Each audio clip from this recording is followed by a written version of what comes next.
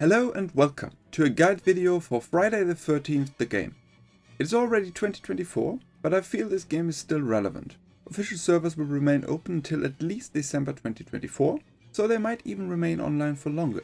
And there's still the possibility of a modded PC version to keep online matches going in the future.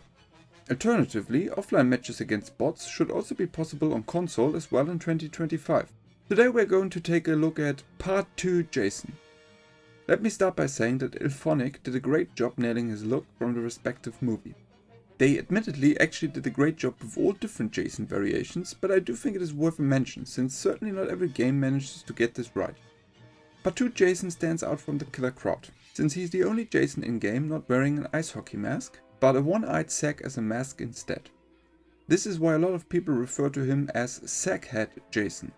The ice hockey mask is obviously what made him iconic. But it's nice to see Part 2 Jason in the game as well. This was certainly his most human appearance, and a sack with just one eye hole is creepy in its own way. In any case, I like all the different Jason versions. The same can also be said about Part 2's unmasked appearance. Anyone who saw this movie will not have forgotten his scary face, and the game captures it quite well. Part 2 is, aside from Part 9, also the only Jason in-game with hair. The Jasons in this game all have the same size, which is a bit bigger than Jason was in the second movie, but I do think that change makes sense for balancing reasons. Originally, Part 2 Jason could be unlocked at level 13, but since the latest update all players have access to him from the get-go. The same update also unlocked all weapons for all Jasons. For immersion reasons, I still play Part 2 however with his iconic Pickaxe.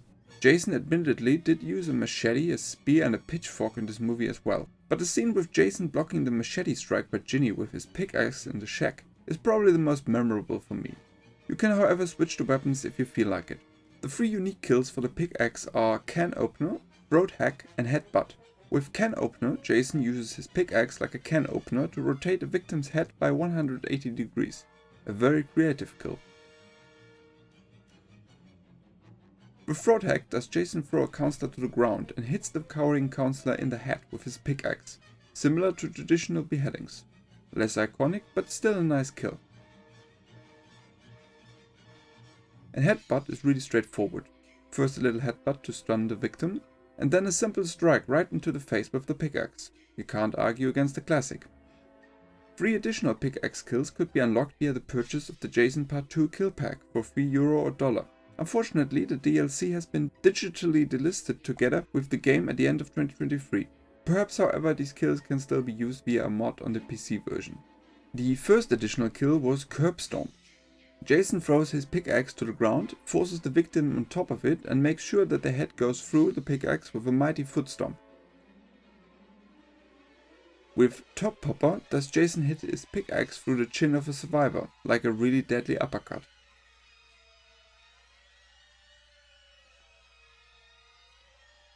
And finally, Leg Sweep is one of his most brutal kills.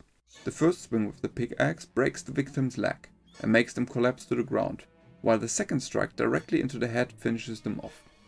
3 kills, 3 bucks for Part 2 fans, that would certainly not be the worst deal.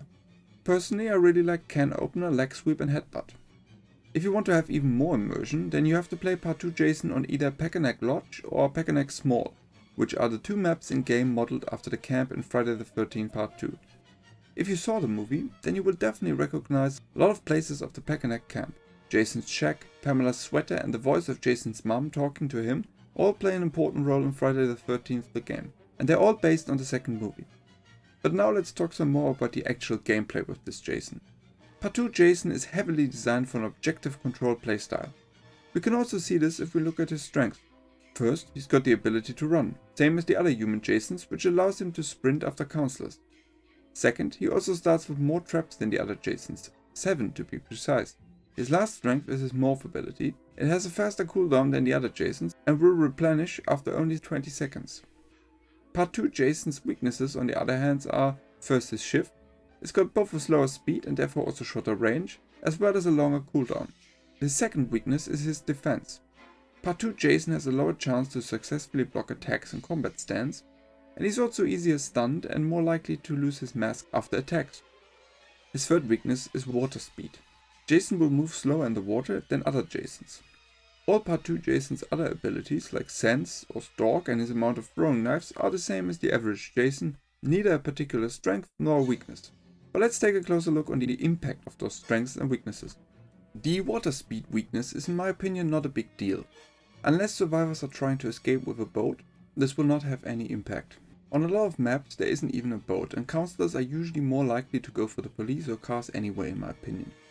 On top of that, if they're stupid enough to swim in the water without a boat, then even Part 2 Jason with his water speed disadvantage should still be slightly faster than them. So I think having water speed weakness is in most cases one of the better weaknesses to have. That being said, if they do get the boat going, it will be extremely difficult with Part 2 Jason to stop them. The other two weaknesses on the other hand are more severe. The slower speed of Jason's shift isn't necessarily a disadvantage. I've even heard some people calling it an advantage, since the lower speed can allow you to be more precise with your shift. This just comes down to personal preference. The smaller range on the other hand is probably more of a downside. You will certainly not be able to make some of the shift grabs other Jasons can pull off. Nonetheless, you might still be able to get used to the shorter range. The longer cooldown of Part 2 shift on the other hand is an undeniable weakness. 40 seconds is simply a lot. The survivors you're going to face nowadays are often very experienced, and shifts can therefore be a huge part to make or break your match. Part 2's lacking defense can be a big downside as well.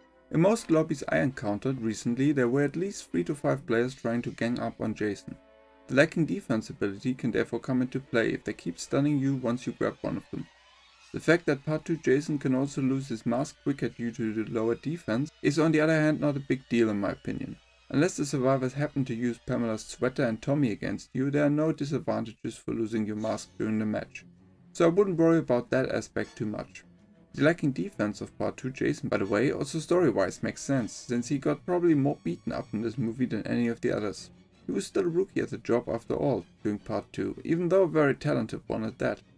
The last two weaknesses get countered by Jason's strength in morphing and starting traps.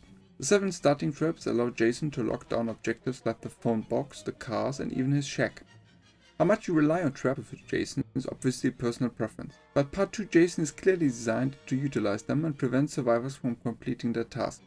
By the way, Jason also trapped Scott in the movie, so this strength is also lore accurate. Part 2 Jason's great morph ability supports this playstyle further. Once you hear one of your traps going off or a failed skill check, you can quickly move over and hopefully catch one of the counselors by surprise.